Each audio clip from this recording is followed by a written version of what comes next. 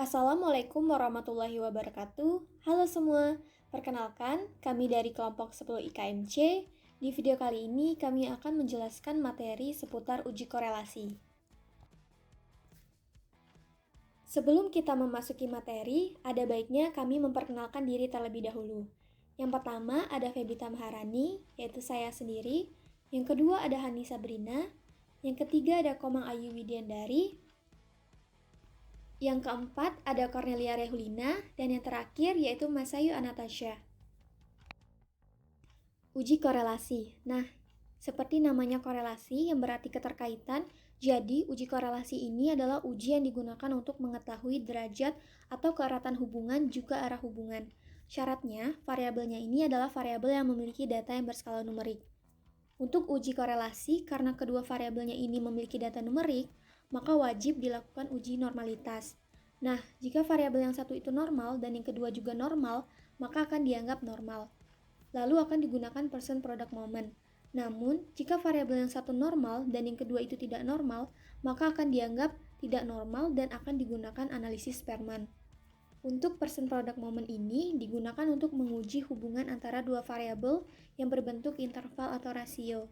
Nah, untuk rumus dari percent product moment itu dapat dilihat pada tabel berikut, di mana rumusnya yaitu R sama dengan sigma XI dikurang X bar dikali YI dikurang Y bar per akar dari sigma XI dikurang X bar kuadrat sigma YI dikurang Y bar kuadrat. R ini adalah koefisien korelasi, XI ini adalah nilai dari variabel X dalam sampel, X bar adalah mean atau rata-rata dari variabel X, YI ini adalah nilai dari variabel Y dalam sampel, dan Y bar ini adalah mean atau rata-rata dari variabel Y. Nilai korelasi atau R ini berkisar antara 0 sampai dengan 1 atau antara minus 1 sampai dengan plus 1, di mana jika R sama dengan 0 artinya tidak ada hubungan linear. Jika R sama dengan minus 1 artinya hubungan linear negatif sempurna, dan jika R sama dengan plus 1 artinya hubungan linear positif sempurna. Menurut Colton, kekuatan hubungan dua variabel secara kualitatif itu terbagi menjadi: yang pertama, jika nilai R itu 0,00 sampai 0,25 artinya tidak ada hubungan atau hubungannya lemah. Yang kedua, jika nilai R itu 0,26 sampai 0,50 artinya hubungannya sedang. Yang ketiga yaitu jika nilai R-nya itu adalah 0,51 sampai 0,75 artinya hubungannya kuat. Dan yang keempat, jika nilai R-nya itu adalah 0,76 sampai 1,00 artinya itu hubungannya sangat kuat atau sempurna. Dalam pengambilan keputusan dan juga penarikan kesimpulan, terdapat beberapa kriteria yang harus diperhatikan. Yang pertama, yaitu membandingkan nilai signifikansi, probabilitas atau tilde dengan nilai alfa yang digunakan sebesar 0,05. Nah, jika probabilitasnya itu nilainya kurang dari 0,05, berarti itu artinya terdapat hubungan atau korelasi. Sedangkan jika nilai dari probabilitas ini lebih dari 0,05, itu artinya tidak terdapat hubungan atau korelasi. Yang kedua yaitu membandingkan R hitung dengan R tabel. Nah, jika nilai dari R hitung ini lebih besar daripada nilai R tabel, maka keputusannya yaitu H0 ditolak, yang mana berarti terdapat hubungan atau korelasi. Sedangkan jika nilai dari R hitung ini lebih kecil daripada nilai R tabel, maka keputusannya H0 gagal ditolak, yang mana berarti tidak terdapat hubungan ataupun korelasi. Yang ketiga adalah arah hubungan. Nah, arah hubungan ini terdapat dua jenis. Yang pertama adalah positif. Kondisi ini terjadi jika variabel X naik, maka variabel Y akan ikut naik, atau disebut juga dengan searah. Contohnya yaitu seperti semakin bertambahnya berat badan, maka akan semakin tinggi pula tekanan darahnya. Yang kedua adalah negatif. Kondisi ini terjadi jika variabel X naik, maka variabel Y akan turun, atau disebut juga dengan dua arah. Contohnya yaitu seperti semakin bertambahnya usia, maka akan semakin rendah kadar Hb yang dimiliki seseorang. Nah, dalam percobaan uji korelasi percent product moment ini, asumsi atau syaratnya adalah data berdistribusi normal, data linear, pemilihan sampel acak, skala interval dan rasio, dan data homogen. Selanjutnya adalah langkah-langkah uji korelasi percent product moment. Yang pertama yaitu lakukanlah uji normalitas. Nah, uji normalitas ini dapat dilakukan dengan uji normalitas Shapiro-Wilk, jika sampel berjumlah 30-50, sedangkan jika sampel berjumlah lebih dari 50, maka dapat dilakukan uji normalitas Kolmogorov-Simornov.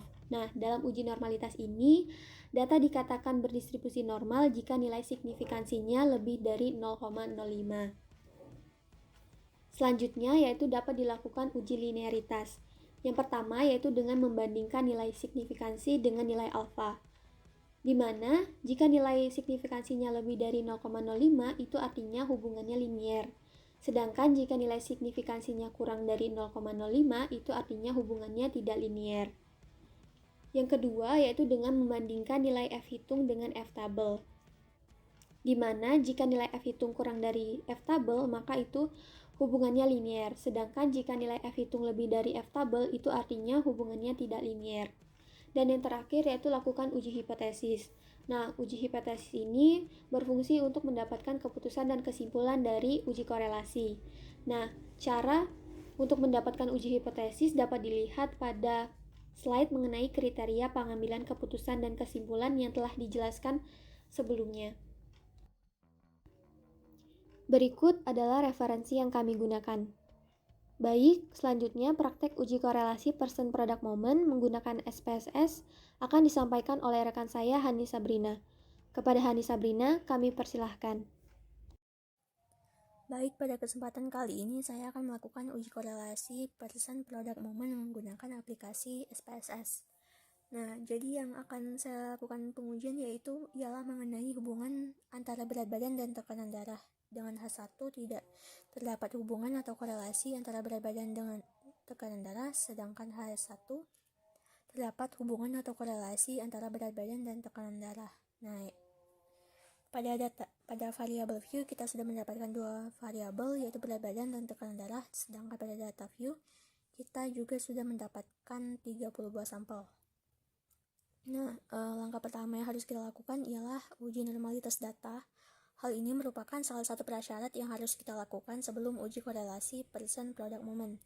Untuk itu kita harus melihat dulu apakah data tersebut berdistribusi normal atau tidak. Jika telah berdistribusi normal, maka kita dapat melanjutkan ke tahap yang selanjutnya. Nah, untuk langkah pengujian normalitas data, kita bisa dengan mengklik Analyze Descriptive Statistic, lalu kita klik Explore. Nah, masukkan dua variabel tersebut ke dependent list, lalu kita klik Plots, dan pastikan kita telah mencentang normality plot with test, lalu kita klik Continue dan juga OK. Nah, nanti akan muncul outputnya di sini.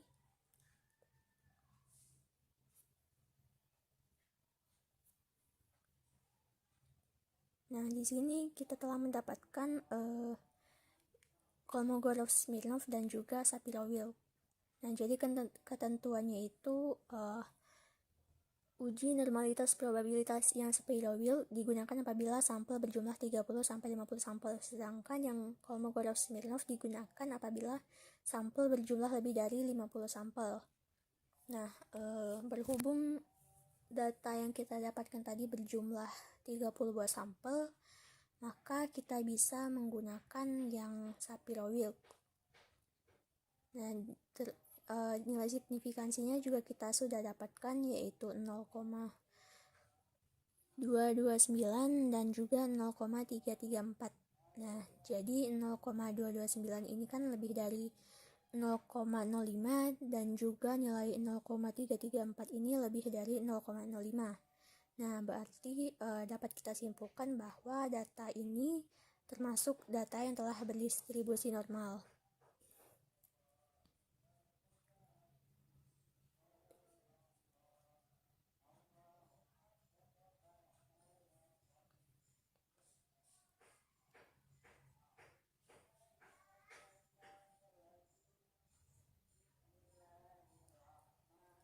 Nah, untuk yang selanjutnya kita bisa melakukan pengambilan keputusan uji linearitas. Kita bisa memilih salah satu ataupun kita bisa menguji keduanya.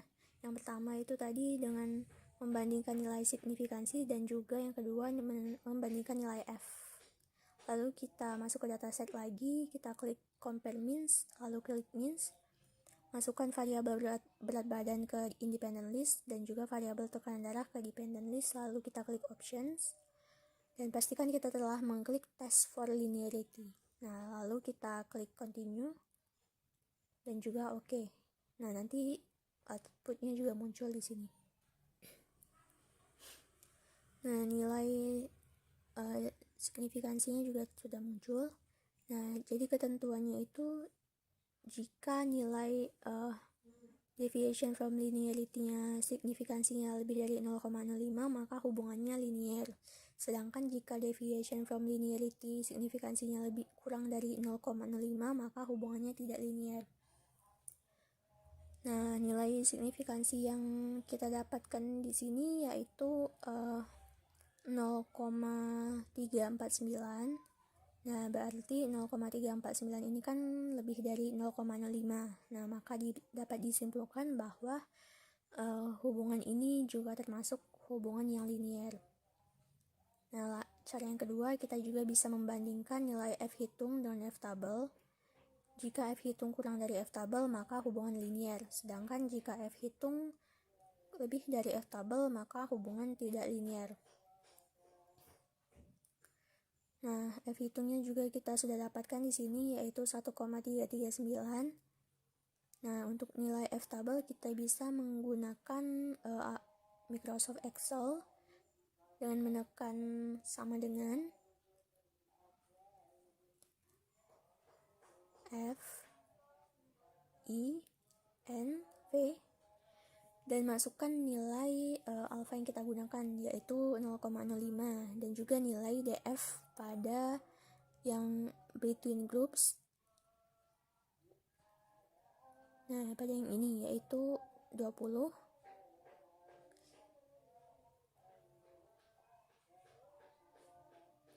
Dan juga kita bisa memasukkan nilai DF pada within groups yaitu 8.